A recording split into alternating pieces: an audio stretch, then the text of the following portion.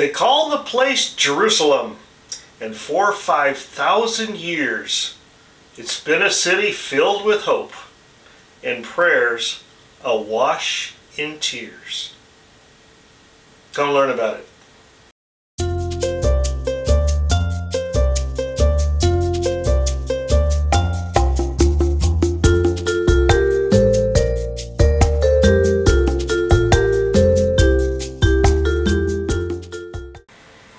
Welcome to My Travel Window, where we help you go as far as you can while you can. Today's episode kicks off our new series on cruise ports.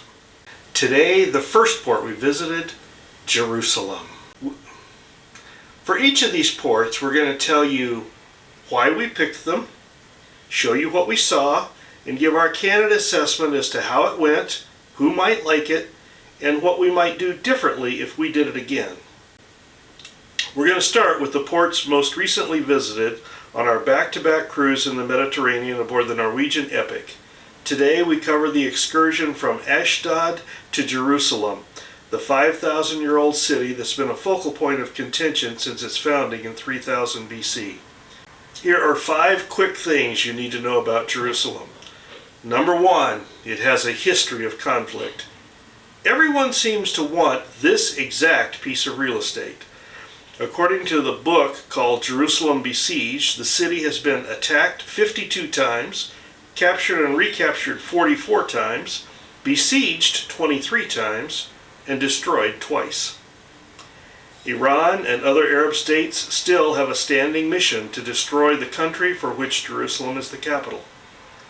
Recent acts of violence have been rare, but you'll be aware of a serious security presence.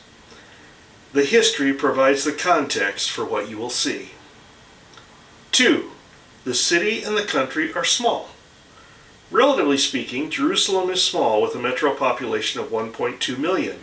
By contrast, Athens and Rome have 3 to 4 times this many residents, and Istanbul is more than 12 times its size. And the walled Old City is very small, approximately 1/3 of a square mile in area. It's the capital of a country that's about the size of New Jersey, as seen in this comparison map. 3. Access points are limited. Jerusalem does not have its own international airport. Visitors normally fly into Tel Aviv, which is an hour away by car. Cruise ships dock in Ashdod, which is a similar distance away. 4. Most of the city is modern. The majority of the city is a modern, bustling metropolis with crowded, busy streets that thread their way between contemporary buildings and ancient shrines.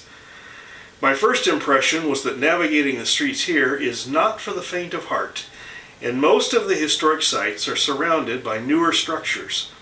The vast majority of Jerusalem is about the present, not the past. 5. The religious presence is everywhere. The first religious structures you'll likely see coming into town are the Dome of the Rock, the gold-clad Muslim mosque, and the so-called Wailing Wall that forms part of the retaining wall for the ground beneath the mosque. This side-by-side juxtaposition of sites, sacred to multiple religions, captures the uneasy spirit of the city. The Church of Dormition, which houses the historical site of the Last Supper, sits next to the Jewish synagogue that houses King David's tomb. And remember I said the walled Old City is 1/3 of a square mile? Yet it contains a Jewish quarter, Christian quarter, Muslim quarter, and Armenian quarter. Wow. And when you're not near a sacred landmark, the presence of the unique garb of the ultra-Orthodox Jews is a constant reminder that religious fervor is never very far from wherever you are. With these in mind, let's discuss our tour. From the port city of Ashdod, most tours go one of 3 locations, either north along the coast to Tel Aviv, which includes the ancient ruins of Jaffa. These tours typically run 5 to 6 hours. If you want to be really ambitious, you can go all the way to Caesarea, which most consider the best Roman ruins in the country, but that will take more than 10 hours, much of that in travel time. Caesarea, or Caesarea to the locals, is well worth a visit. The second location is Masada in the Dead Sea, probably the longest excursion. Because of distance, these tours will take 11 hours or more. But most people will choose to go to Jerusalem, which may or may not include a side trip to Bethlehem, which is only about 7 miles away. Tours there are anywhere from 5 to 10 hours and may include visits to the Holocaust Museum or the Shrine of the Book where the Dead Sea Scrolls are kept. First choice to make: ship tour or independent tour? In most cases, our first choice is to use an independent operator for tours. Based on our previous experiences, we initially chose a Viator tour called Jerusalem and Bethlehem for cruise ship guests only. Shortly after booking, we received an email from the company that explained how the tour would work. Turns out that Bethlehem is a West Bank settlement, meaning it's in the control of the Palestinians.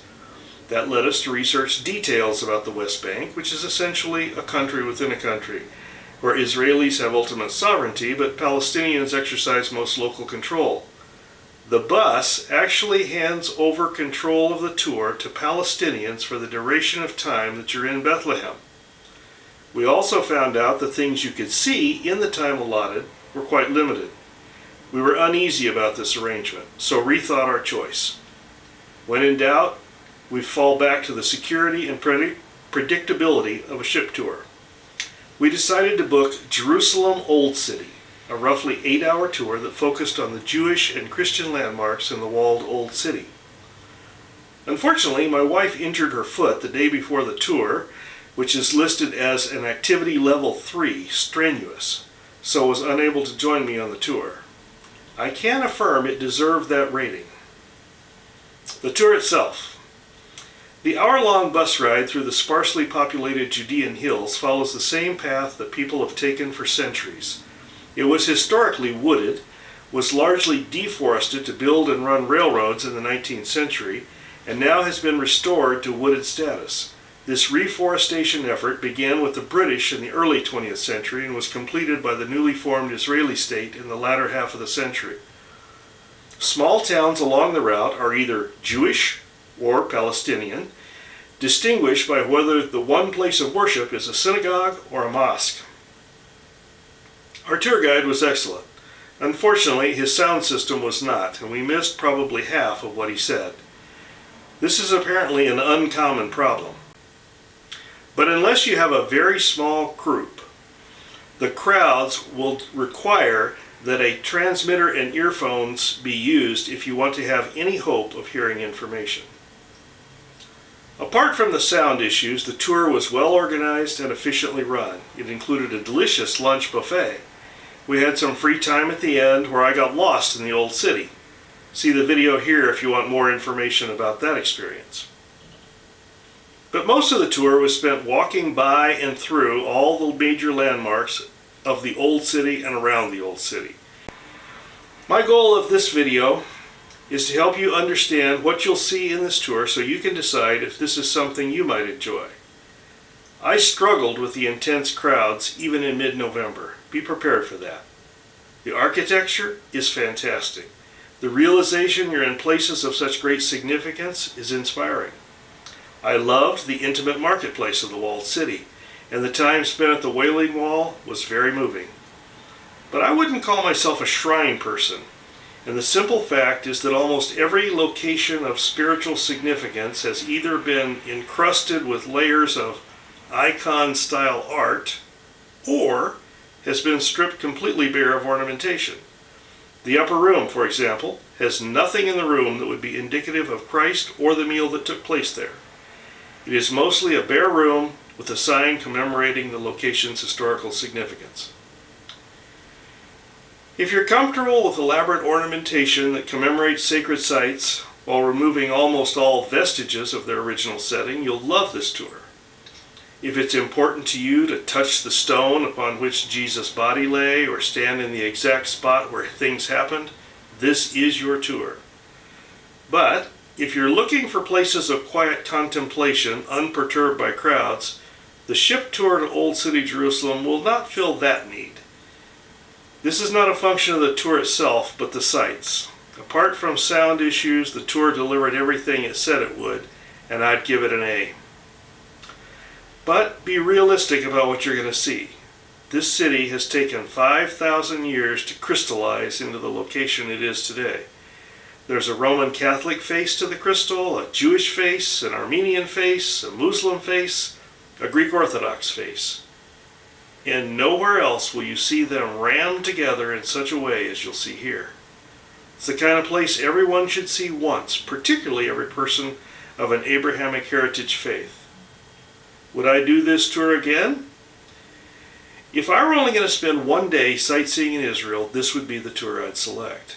In our case, we had 2 other sightseeing days in Israel before the cruise. We chose to spend one of these at Masada and the Dead Sea, and the other at Caesarea, knowing we could catch Jerusalem from the ship. The only downside to me were the heavy crowds and unavoidable reality of the timing of the cruise ship tour.